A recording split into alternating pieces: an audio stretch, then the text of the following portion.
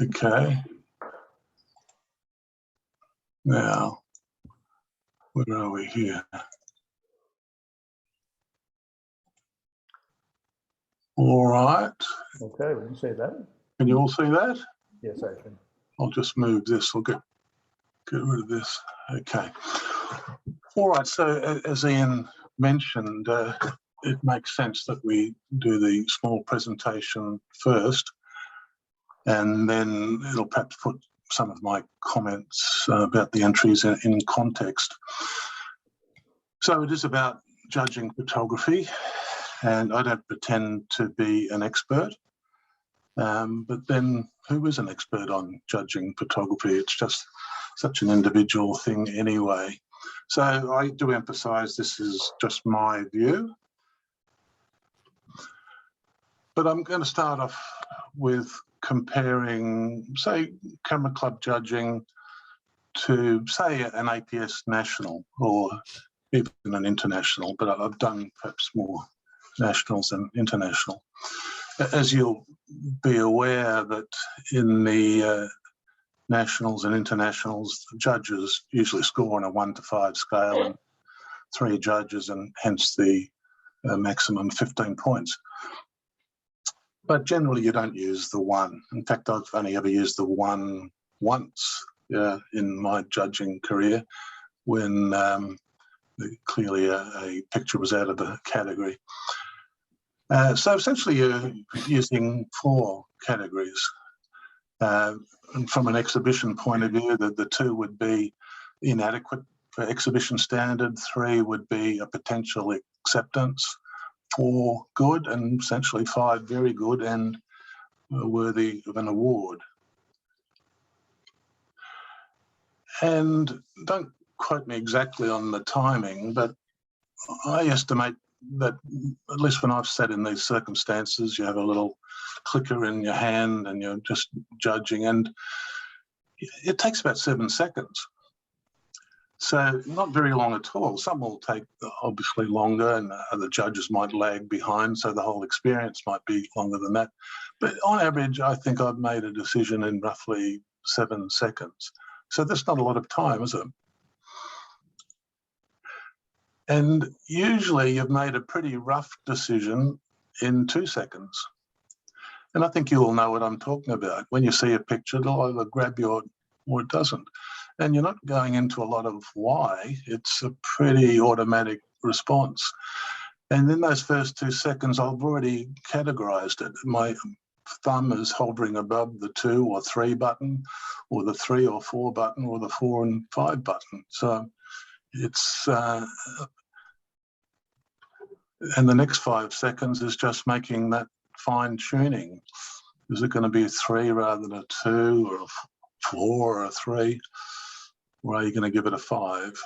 And often I'll spend the longest time perhaps with the 4 or a 5, because, you know, if you give it a 5 and 2 other judges give it a 5, it's going to be pretty close to winning. And let's compare and contrast that with perhaps camera club judging. I'll raise a few questions, and that's all I'm doing, raising a few questions. Can you really rate beyond 4 categories? Remember our old marking system, essentially potentially 100 categories. Do we have too much time? Does the need for feedback really facilitate finding fault and trying to improve the shot? And I'll put the need in brackets, because my gut feeling is we don't always need to give feedback. I'd rather see a system where you talk about why you gave a shot a merit or an honour, and point out the good parts of the picture, rather than this perhaps what can be negative feedback about an image. Perhaps versus in that 3rd bullet point, does the shot generate an emotion, or does it engage the viewer? Does it ask questions of the viewer? And has the photographer tried to do something different? And I found tonight, because of the need for feedback, you certainly spend more than 7 seconds, that's for sure. But, you know, you're trying to give some feedback, but are you finding fault? And is it all that useful at the end of the day? Because you need something to say.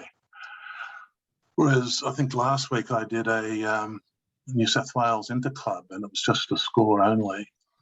And I was certainly using that model I've mentioned previously. I'd really made up my mind in a few seconds.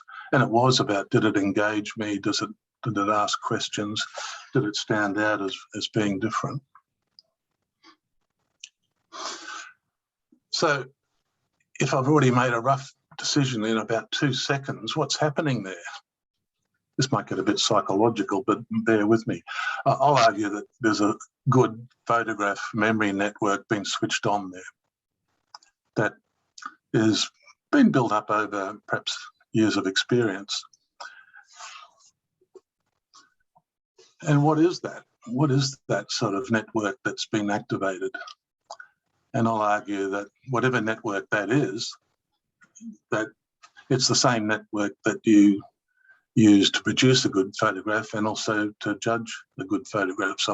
What I'm saying is, if you haven't got that network that's underpinning some of your works, it's unlikely that you'll make a good judge. It's got to be there. You've got to be able to differentiate a good photograph from a not so good photograph, and you'll be using that to perhaps underpin your own work. So I'll argue that this idea of a good photograph sort of memory network is going to be used for both judging a photograph and creating a photographic work. And how do you develop it? Like a lot of things in psychology, it's going to be a combination of nature and nurture. Some people will have more hardwired ability, but I think for most of us, it's been a learning experience. And I've perhaps demonstrated a few pathways there, how we can learn. And that's not rocket science, or we all know those at some level, don't we? We've got to take lots of photographs. We can certainly do that in the digital age, can't we? And you've got to observe lots of superior photographs. So I think at some level you need to move out of the camera club genre look. You need to get online and look at sites like 1X, because the danger with looking at shots in a camera club environment is you're seeing the same shots every month by the same workers, and ultimately also at many levels being judged by the same people. So you can get caught up in a bit of a loop there. I'd also encourage you to develop this network that you've got to put your work up to higher levels of evaluation and move beyond camera club monthly comps to nationals and maybe internationals, or maybe even beyond that. Formal study, there's lots of camera club members go and study photography. You can do it online these days. And of course, develop mentors or get mentors. And I note that Doncaster has been moving in that direction recently. So that's been a real positive. So if we tried to make this a bit more scientific and what constitutes this sort of good photograph criteria, this is the acronym that I use, CLEO, and I've spoken about this before. 10 years ago at the club, I spoke about this same idea. So, and ultimately, there's not a lot new here. When you read about what constitutes a good photograph, you'll see various ideas very similar to that.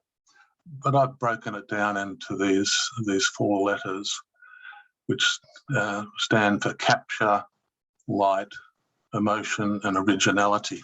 I guess the only difference with my acronym is that I really emphasize the originality, and I'll talk about that a bit later.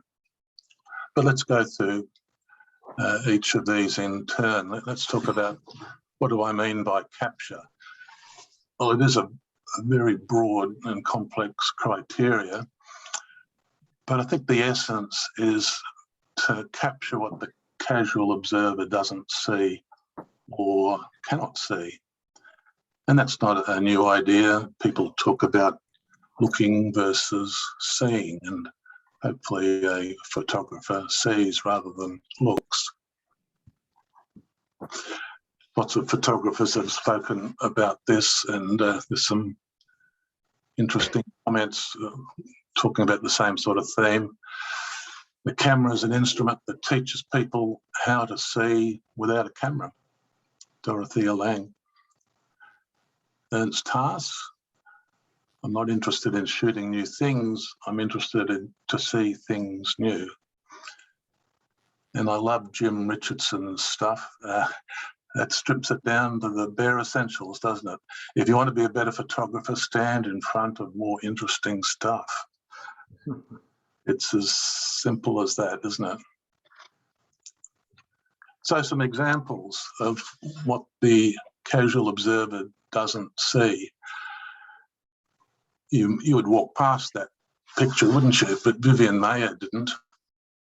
And if you know Vivian Mayer's work, you'll be aware that she was a street photographer who never actually developed any of her shots. All her films were left in their canisters and discovered many years later. And they were being auctioned somewhere, and some job cleaning out a house, and all these photographs were found, and she's gone on to be quite famous, even though she's no longer with us. And I've mentioned the casual observer cannot see some photographs, and here's a shot by Jagir Jadvait using a panning technique, which is pretty interesting. And some of these shots I've used tonight are just off the 1X website, and some of these are my favourites, which I've just gone over and selected a few. The next letter in that acronym is L for light, and that's self-explanatory. I'm not going to talk much about that, except to quote from Trent Park, light turns the ordinary into the magical. And you know what good light is. If you're a photographer, you'll know it straight away. Emotion, it's a hard one, isn't it? There's a quote by David Yarrow. If you've seen David Yarrow's work, he's a fine art wildlife photographer. Some of his limited edition prints go for like about £80,000, but he's fantastic. And I watch a bit of his stuff on YouTube. And he'll say, he has said, a good photograph tends to have 2 or 3 common features. You'll look at them for a long time. They can't be taken again. And somewhere in the image there's something that tugs on the heart. And the last one's the most elusive. So he's referring to emotion there, isn't he? And we'll talk about that a bit later. The last letter is O for originality, and this is something I really push when I judge photographs. It's become even more important, and you've seen statistics like this. Every 2 minutes, people are taking more photos than in the first 150 years of photography. And I think those stats are a few years old, so you could probably halve that in 2021. So there's just so many images out there that it is hard to be original, but more important to be original. But then Andrew Gide argues that everything said that's need to be said has already been said, but since no one was listening, everything must be said again. So we can never be perhaps totally original.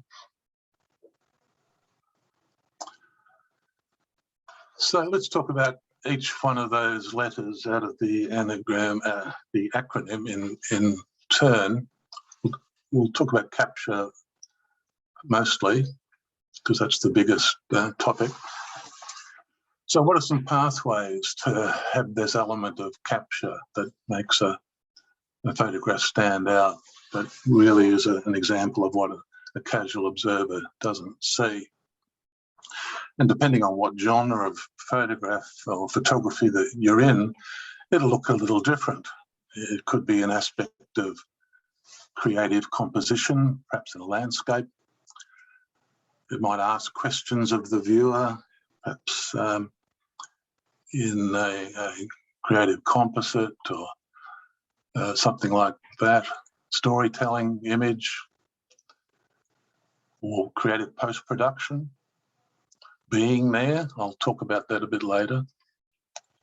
Revealing character, you may remember Peter Layton spoke about portraiture and revealing character, I think at the start of the year, or maybe last year.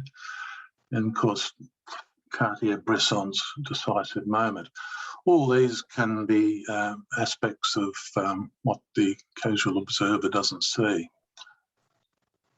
So let's just use some examples. These are, as I said, some of my favourites from the 1X website. Here's an example, a nice example of creative composition.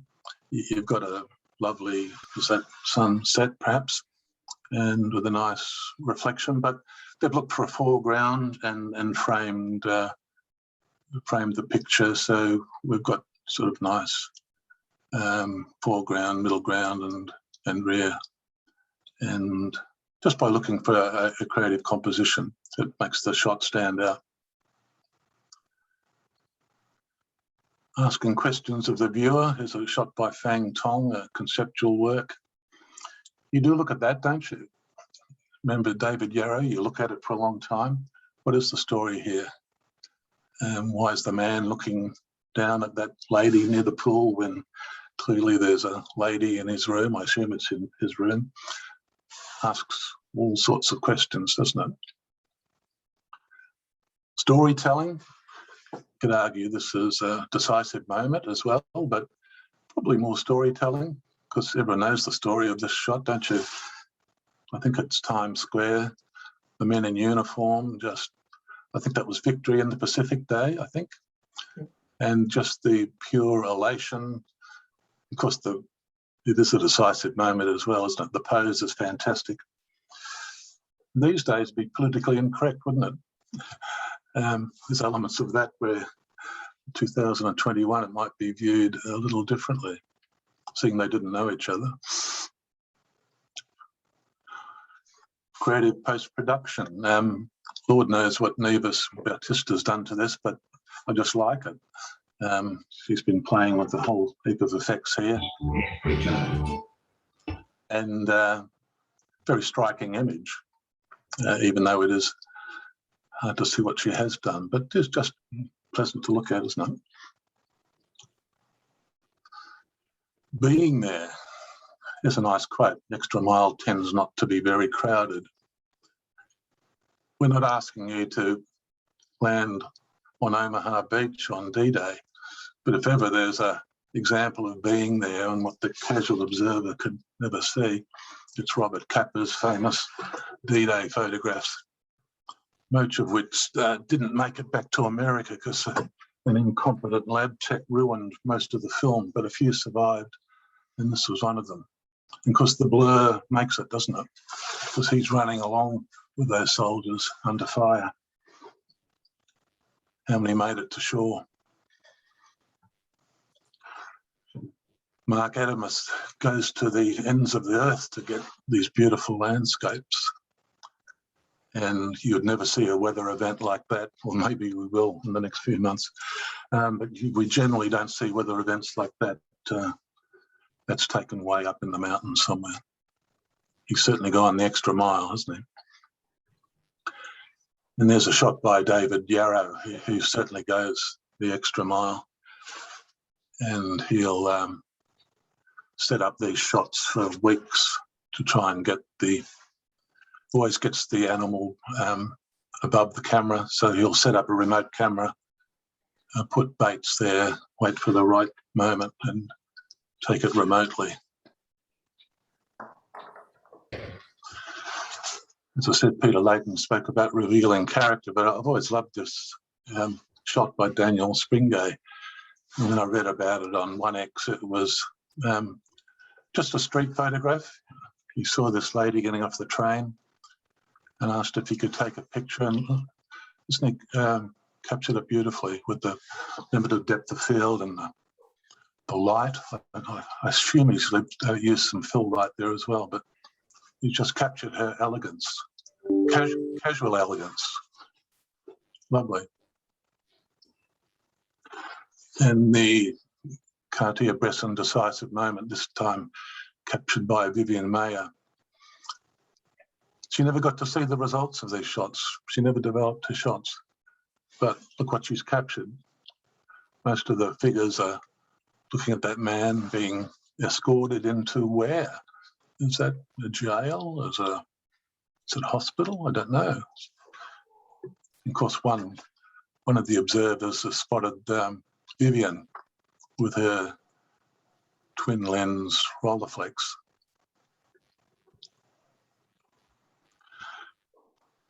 Not a lot to say about light, is there? There's a quote by Nina Bailey: light changes more about an image that you shoot than any other single factor. It is the thing that can make a good image stunning, or even a stunning scene fail to be inspiring.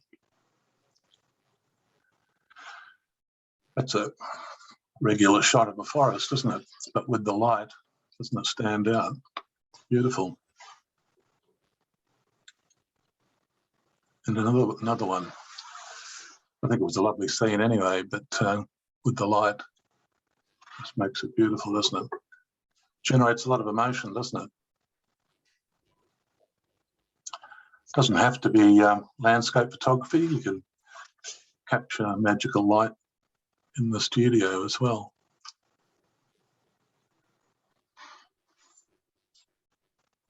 Okay, next letter, E for emotion. What are some pathways to generating emotion in the viewer? Well, a quick way is to have a picture that's saying something funny or sad. And must admit, when I saw that picture, I did laugh. And so that's a funny picture, but a good one as well. The light's good and it's a nice moment in time. But if we're talking about the David Yarrow's tugging of the heart, it's emotion is probably in photography when we get aesthetic emotion, which is a complex emotion involving emotions such as fascination, awe, and wonder. You can see some of those landscapes probably generated that aesthetic emotion. You got to get that right combination: capture, light, originality. Interestingly, that probably the same emotion gets triggered with other senses as well. Probably when you hear beautiful music, it's probably that same emotional response, or even beautiful food. And there's one of David Yarrow's best. Like, if that doesn't generate awe, then I don't know what will. What a moment he's captured. Look at the composition. Looks like Iceland, and might not be, but certainly looks like it, doesn't it? What effort has he gone to get that? Originality, and Ian said, am I going to be controversial? A little bit. Some do's and don'ts. But when I gave a talk about 10, 15 years ago at the club, I did a similar thing. And I think my list was pretty much the same. And I've got a list of some things to take pictures of and not to take pictures of. And when I put this together, I thought, oh gosh, I hope there's none of these appear in the entries for tonight's competition. And I was a bit relieved when none of them did come in. But would you believe that the Wanaka tree made it to the front of our Facebook page today? So, Bill, my humblest apologies. It is a nice picture of the Wanaka tree, but I've had a thing against the Wanaka tree for a long time. Um, if you punch in Wanaka Tree on the internet and say Wanaka Tree pictures, this is one page of about 50. So I guess you know what I'm saying. In the days of digital photography and internet, let's try and be original. And as for the cormorant fishermen, how many of these make it to the final of competitions and everyone's saying, wow, it's beautiful. This is an industry. These guys stand there and wait for the tourists to pay them. There's not a hint of originality here. Okay, so what if they've got great light? If I was marking them, I'd say, yeah, great light, you know, it's generates an emotion, but the trouble is the emotion for me would be boredom. That's not a good place to start, and originality would get zero. And I guess there's another one that's slightly controversial. We've all seen the cutout radio shot with the dust in the background. It's been done to death. So try and think original. Try and develop your own style. It's Gregory Crewdson's comment says, every artist has one story to tell and you spend your lifetime trying to tell it and retell it over and over again. So trying to develop a style, and if you look at his work, you can tell pretty well straight away that's his, even though you see a lot of people copying this now. But we can't expect the budgets of Gregory Crewdson. He'll close down a whole street to get this, and if it hasn't been raining, he'll get the fire trucks in and hose the street down. And all those shop windows have got their own lighting system brought in for the shoot, and all that fog in the background is probably all artificial. So he's got a big budget, and but we can still develop our own style. There's another one with quite a big budget too. He's probably brought in all that snow, but you can see they certainly engage the viewer and ask questions, don't they? Right, some extra considerations for monochrome photography. As you know, sometimes colour gets in the way of a good photograph. And if you really want to emphasise texture and shape, then monochrome's the way to go. And you can really push the contrast, perhaps more so than you would in a colour image. You get real blacks, and it's okay if you don't have details in the blacks sometimes. Sometimes that's the effect you want. And of course you can explore with high or low key to enhance the mood. These are some examples from 1X once again. You could argue that perhaps doesn't have enough whites, but it's certainly about texture and shapes, isn't it? And the blacks are quite nice. There's a case of really pushing the contrast so it just brings out the features you want to highlight, the shapes on the ground and on the wall, and of course the man and his white mask. Or a low-key shot like that where you just get a hint of a person and not much detail in the rest of the picture at all. Or something like that where I think colour would really distract from just to the main figure or figures. That man in the background I think does add more to the story. So tonight, what I'll be looking for, from what I've said, a work that the casual observer doesn't see, good use of light, an emotion, definitely, not a well-travelled photography subject, and also is enhanced by the monochrome format. And of course, this will all be influenced by my own biases and preferences. All right, so that's the presentation. Now, where are we? Now you've got the, do we go straight ahead now, Ian, with the, Yes, if you stop sharing now.